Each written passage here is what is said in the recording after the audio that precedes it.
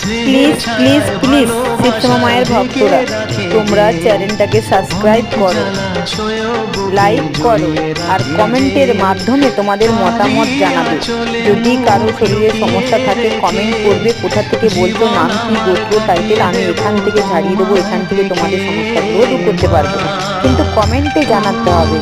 আর তোমরা যদি মায়ের মন্দিরে আসো, এই যে মঙ্গলবার সন্ধেবেলা অমাবস্যা পড়ছে আর সারাদিন বুধবার দিন অমাবস্যা থাকবে। অমাবস্যা দিন খুব ভালো কাজ করেন মা তোমাদের শিবশ্যামা, খুবই জাগ্রত থাকেন। আমাদের সবার শিবশ্যামা মা খুবই জাগ্রত থাকেন। ভক্তি শ্রদ্ধা দিয়ে নিষ্ঠা মনে শুধু মায়ের জন্য পুজো করার জন্য ফুল নিয়ে আসো আর জাগ্রত প্রদীপের তেল নিয়ে এসো, আমি তেল তোমাদের টবে দিতে পারবো। মাকে ভক্তি ভরে মোমবাতি জ্বালিয়ে যাও। এই যে অমাবস্যা পড়ছে আর কদিন বাকি আছে, চলে এসো সবাই মনস্কামনা